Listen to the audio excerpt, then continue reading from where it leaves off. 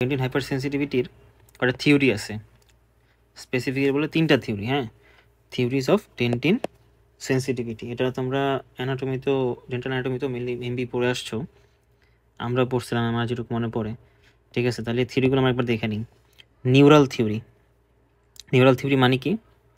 According to this theory, the dentinal tubules are innervated by nerves which extend up to 100 microns along the dentinal tubules.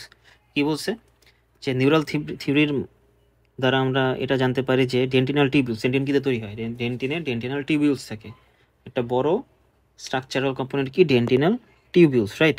আমরা neural theory থেকে জানতে পারি যে ডেন্টিনাল টিউবিউলসের সাথে হচ্ছে কিছু নার্ভ এক্সটেন্ড করে, পাল্প থেকে বা প্লেক্সাস অফ র্যাশকো থেকে কিছু নার্ভ এক্সটেন্ড করে, হ্যাঁ, 100 মাইক্রন পর্যন্ত ডেন্টিনাল টিউবিউলের সাথে। ঠিক আছে, whenever there is injury to these dentinal tubules, the stimuli reach the nerve ending in the dentin. তার মানে যেহেতু এই ডেন্টিনাল টিউবিউলের সাথে নার্ভগুলো হচ্ছে সাপ্লাইড হয়, ধারণা করা হতো যে যখনই হচ্ছে ডেন্টিনে বা ডেন্টিনাল টিউবিউলে কোনো ইনজুরি হয়, এই সাথের যে নার্ভগুলো আছে এগুলো হচ্ছে স্টিমুলাসটা ক্যারি করে ডিপে পাল্পের কাছে, ডিপ যেই ডেন্টিন আছে, ডিপ ডেন্টিনে পাল্পের কাছে যেই অনেকগুলো হচ্ছে নার্ভ ইনারভেটেড আছে, সেখানে হচ্ছে স্টিমুলাসটা ক্যারি করে নেওয়ার কারণেই হচ্ছে আমরা সেন্সিটিভিটিটা ফিল করতে পারি। এটা হচ্ছে এই নিউরাল থিওরিতে বলা হয়েছে। যেমন এই যে দেখি আমরা, ধরো এই যে এটা হচ্ছে নিউরাল থিওরির একটা ফিগার। এই যে ডেন্টিনাল, এটা কি? ওডন্টোব্লাস্টিক প্রসেস কি ডেন্টিনাল টিউবিউলের ভিতরে আছে না? ডেন্টিনাল টিউবিউলের ভিতরে যে এই ডেন্টিনাল টিউবিউলের সাথেই হচ্ছে বা ভিতরে হচ্ছে এই যে নার্ভগুলো হচ্ছে এক্সটেন্ড করে। নিউরাল থিওরিতে তাই বলছে 100 মাইক্রন পর্যন্ত এক্সটেন্ড করে, মানে ডেন্টিনাল টিউবিউলের সাথে এই নার্ভগুলো এক্সটেন্ড করে একদম আউটার ডেন্টিন পর্যন্ত, এটাই বলা হয়েছে। তো যখন যে কোনো স্টিমুলাস হচ্ছে এখানে আসে, যে কোনো স্টিমুলাস যদি এই ডেন্টিনাল টিউবিউলকে যদি হার্ম করে, তার সাথে তো এই যে নার্ভটাও আছে, এই নার্ভটা হচ্ছে সেই স্টিমুলাসটা ক্যারি করে এই ডিপে নিয়ে যায়, এটাই বলছে এটাই বলা হয়েছে নিউরাল থিওরিতে। তারপরে কি বলছে দেখো, since histological examination shows that the dentinal tubules does not contain any nerve endings, this is not accepted. মানে কি? আমরা এটা হচ্ছে একটা থিওরি দেওয়া হয়েছিল, কিন্তু আমরা পরে অনেক রিসার্চ করার পরে জানতে পারছি যে আসলে ডেন্টিনাল টিউবিউলের ভিতরে এরকমভাবে কোনো নার্ভ হচ্ছে সাপ্লাই হয় না। ডেন্টিনাল টিউবের ভিতরে এত বাইরে পর্যন্ত, ডেন্টিনের এত বাইরে পর্যন্ত, আউটার সারফেস বা আউটার সাইড পর্যন্ত কোনো নার্ভ আসলে এক্সটেন্ড করে না। আমরা এটা হিস্টোলজিক্যালি রিসার্চ করে পাইছি। সো তাইলে যে এই যে থিওরিটা দেওয়া হয়েছে নিউরাল থিওরি, তাহলে এটা পুরো একটা ভিত্তি নেই, এটা পুরো ভিত্তিলেস, বেসলেস একটা থিওরি দেওয়া হয়েছে। থিওরি চিন্তা করছে, থিওরি মানে তো আসলে প্রুভেন জিনিস না, মানুষ চিন্তা করছে, যখন সায়েন্টিস্ট চিন্তা করছে সেটা থিওরি দিছে, কিন্তু এক্সপেরিমেন্টের মাধ্যমে দেখা গেছে আসলে এই থিওরিটা ভুল। ঠিক আছে, সো এটা আমরা এখন ফলো করি না। ঠিক আছে, এটা একটা অবসোলিট থিওরি। একটা কি থিওরি আছে দেখো, ওডন্টোব্লাস্টিক ট্রান্সডাকশন থিওরি। আবার এটাও চিন্তা করছিল যে সায়েন্টিস্টরা আগে, যে membrane of the odontoblastic process is excited by the stimulus and the stimulus is conducted to the nerve ending in the inner dentin, i.e. predentin, odontoblast zone and pulp. ঠিক আছে, তাহলে এইখানে কি বলা হয়েছে যে এই যে ওডন্টোব্লাস্টিক প্রসেসটা, এই যে ওডন্টোব্লাস্টিক প্রসেসটা, হ্যাঁ, ধারণা করা হয়তো যে ওডন্টোব্লাস্টিক প্রসেসের যে মেমব্রেনটা, সেই মেমব্রেনই আসলে যে কোনো স্টিমুলাস যদি এখানে আসে, যে আরও দেওয়া হয়েছে কোনো স্টিমুলাস আসছে, ওডন্টোব্লাস্টিক প্রসেসের মেমব্রেনটাই হচ্ছে সেই স্টিমুলাসটা ক্যারি করে হচ্ছে ভিতরের দিকে নিয়ে যায়। স্টিমুলাসটা ক্যারি করে কী করে? By the stimulus and this impulse is conducted to the nerve ending in the inner dentine. মানে স্টিমুলাসটা ক্যারি করে, যে ইম্পালসটা ক্রিয়েট হয়, সেই ইম্পালসটা হচ্ছে সে ভিতরের দিকে নিয়ে যায় হচ্ছে এই যে ডিপের দিকে যে নার্ভ থাকে, সে নার্ভে হচ্ছে সাপ্লাই দেয়। সেই নার্ভগুলো হচ্ছে যে ইনার ডেন্টিনের দিকে থাকে। ঠিক আছে, ডেন্টিনের ভিতরের সাইডে যে নার্ভগুলো থাকে, মানে প্রিডেন্টিনে, মানে হচ্ছে প্রিডেন্টিনের নার্ভ বা হচ্ছে ওডন্টোব্লাস্ট জোনের যে নার্ভগুলো আছে এবং পাল্পে যে নার্ভগুলো আছে, ওই পর্যন্ত হচ্ছে এটা ইম্পালসটা ক্যারি করে নিয়ে যায়, সাপ্লাই দেওয়ার কারণে হচ্ছে আমরা সেন্সিটিভিটি ফিল করতে পারি। ঠিক আছে, এটা আগেও এটাও ধারণা করা হতো, কিন্তু এই ধারণাটা আসলে ভুল। সেটা কী কারণে? Not popular theory, since there is no neurotransmitter vesicles in the odontoblastic process to facilitate synapse or synaptic specialization. মানে আমরা ফিজিওলজিতে পড়ে আসছি যে কোনো নার্ভ ইম্পালস ট্রান্সমিট করার জন্য মেনলি কী করতে হয়?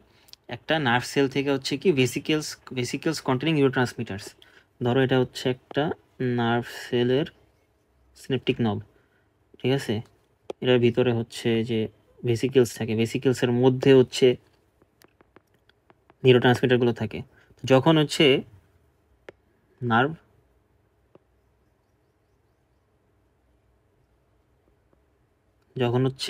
একটা নার্ভ থেকে আরেকটা নার্ভে স্টিমুলাস ট্রান্সফার করতে হয়, তখন কি ভেসিকলসগুলো যেখানে আসে এখানে এসে হচ্ছে এক্সোসাইটোসিসের মাধ্যমে বাইর হয়ে যায়।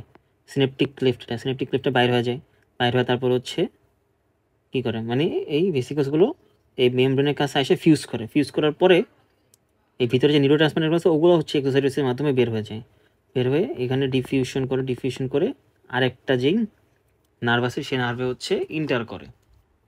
এভাবেই তো হচ্ছে নিউরোট্রান্সমিটার মাধ্যমে হচ্ছে ইম্পালসগুলো একটা থেকে আরেকটা নার্ভে কি করে, ট্রাভেল করে বা ইম্পালস ক্যারিড হয় এক নার্ভ থেকে আরেক নার্ভে। তো এটাই হচ্ছে রুল, ইম্পালস ক্যারি করা যে কোনো সেলের মাধ্যমে। তো ওরন্টোব্লাস্টিক সেলটাতে আসলে দেখা গেছে যে এরকম কোনো নিউরোট্রান্সমিটার কন্টেনিং ভেসিকেলসই থাকে না, মানে কোনো নিউরোট্রান্সমিটারই থাকে না, ঠিক আছে? এখন না থাকলে কি দিয়ে আসলে কিসের মাধ্যমে এই যে স্টিমুলাস যে ওর কাছে আসছে, ওই যে ইম্পালসগুলো কন্ট্যাক্ট করতেছে, কিসের মাধ্যমে কন্ট্যাক্ট করতেছে? কোনো কোনো মানে কোনো মিডিয়াম আছে, অন্য কোনো ওয়ে আছে? কোনো ওয়ে নাই, এটাই ওয়ে। সো যখন রিসার্চের মাধ্যমে দেখা গেছে যে এরকম কোনো নিউরোট্রান্সমিটারই থাকে না, সো এই ওরন্টোব্লাস্টিক সেল দ্বারা নার্ভ ইম্পালসটাকে ক্যারি করা ভিতরের নার্ভগুলোর পর্যন্ত সাপ্লাই দেওয়া, এটা আসলে একটা ইম্পসিবল জিনিস, ঠিক আছে? এটা সম্ভব না। এই জন্য আসলে এই থিওরিটাও বাদ হয়ে গেছে বা অবসলিট হয়ে গেছে, কারণ সাইন্টিফিক্যালি আসলে এটা সাপোর্ট করে না। এখন আরেকটা যেটা থিওরি আছে হাইড্রোডাইনামিক থিওরি, এটা হচ্ছে সবচেয়ে বেশি অ্যাকসেপ্টেড থিওরি, ঠিক আছে? এটা আমরা এখন ফলো করি বা এটা হচ্ছে রিসার্চের মাধ্যমে কিছুটা প্রুভেন। সেটা কি, rapid shifts of the fluids within the dentinal tubules following stimulus application result in activation of sensory nerves in the inner dentin region and the pulp of the tooth. মানে কি, এই যে ডেন্টিনাল টিবিউলটা যে আছে, এই ডেন্টিনাল টিবিউলের মধ্যে অনেক ফ্লুইড থাকে, সেই ফ্লুইডগুলোর হচ্ছে যে কোনো স্টিমুলাস আসার কারণে সেই ফ্লুইডগুলোর মধ্যে কি হয়, শিফট হয়। Rapid shifts of the fluids within the dentinal tubules, এটা র্যাপিড শিফট হওয়ার কারণে এই যে ডেন্টিনাল টিবিউলের ভিতরে যে এই যে পিঙ্ক কালারের যেগুলো আছে এগুলো হচ্ছে ফ্লুইড, এই ফ্লুইডগুলোর হচ্ছে শিফট হওয়ার কারণে যেই স্টিমুলাসটা আমরা এখানে দিছি সেই স্টিমুলাসটা আসলে ক্যারিড হয়ে ভিতরের দিকে যায় হচ্ছে এই যে ভিতরে যে নার্ভগুলো আছে ইনার ডেন্টিনে বা হচ্ছে পাল্পের দিকে, প্লেক্সাস অফ রাশকোর দিকে, সেগুলো পর্যন্ত হচ্ছে এটা ক্যারি করে নিয়ে যায়, ইম্পালসটা ক্যারি করে নিয়ে যায় ওদের দেয়। তখন নার্ভগুলো হচ্ছে সেই ইম্পালসগুলো রিসিভ করার পরে একটা নার্ভ থেকে আরেকটা নার্ভে যেভাবে হচ্ছে ট্রান্সমিট করে আমাদের ব্রেনে যায়, যেখানে যাওয়ার পরে হচ্ছে আমরা সেই পেইন হোক বা অন্যান্য যে কোনো ফিলিং হোক, সেন্সিটিভ হোক, সেটা আমরা ফিল করতে পারি, ঠিক আছে? এখন এই যে র্যাপিড শিফটস অফ ফ্লুইডস বলছে, এটা আসলে র্যাপিড শিফট আসলে কীভাবে হয়, এটা হচ্ছে যখন যে কোনো একটা স্টিমুলাস আসে তখন তাদের স্পেসিফিক গ্র্যাভিটিতে চেঞ্জ হয়। লিখা দিই, change in specific gravity. Specific গ্র্যাভিটিতে চেঞ্জ হওয়ার কারণে এই ফ্লুইডগুলো হচ্ছে একটা শিফট, নর্মালি যেরকম থাকে তার সেটা থেকে হচ্ছে একটা বিভিন্ন ধরনের শিফট হয়। শিফট মানে কি, এক স্টেজ থেকে আরেকটা স্টেজে যাওয়া না, এক জায়গা থেকে আরেক যাওয়া বাসা শিফট করি আমরা ওরকমভাবে। সো এটা জাস্ট শিফট হওয়ার কারণে হচ্ছে স্টিমুলাসটা ক্যারি করে। যেমন ধরো একটা পুকুরে যখন তুমি ধরো গোসল করতেছো, দাঁড়ায় আসো, ঠিক আছে, ওরকম মুভমেন্ট না করে, পুকুরটা একদম শান্ত আছে, তখন যদি কেউ হচ্ছে এক সাইড থেকে তুমি আসো, আরেক সাইডে যদি কেউ ওই পুকুরে যদি ঢেউ দেয়, ঠিক আছে, সেই ঢেউটা কিন্তু আস্তে আস্তে যায় তোমার বডিতে লাগবে, যখন তুমি তখন যদি চোখ বন্ধ করে রাখো তুমি বুঝবা যে আসলে মানে কিছু একটা মুভমেন্ট হতেছে, তোমার পানি যে মুভমেন্ট হইতেছে তুমি ওটা ফিল করতে পারবা, ঠিক আছে?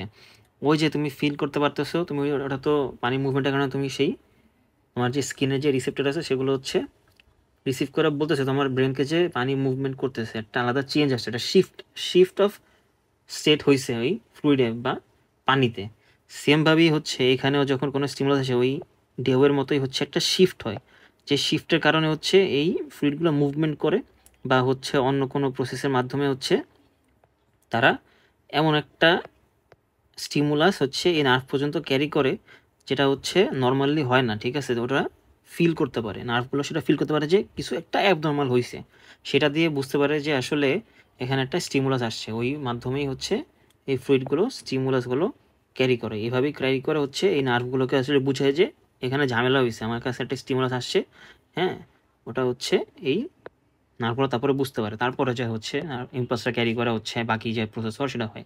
সো এই তিনটা থিওরি হচ্ছে ডেন্টিন সেন্সিটিভিটি থিওরি, এগুলো ইম্পর্টেন্ট, এগুলো জানতে হবে, ঠিক আছে? তিনটা থিওরি জানতে হবে এবং কোনটা কী কারণে হচ্ছে বাদ হয়ে গেছে, ঠিক আছে, অ্যাকসেপ্টেড হয় না, সেগুলোও জানতে হবে।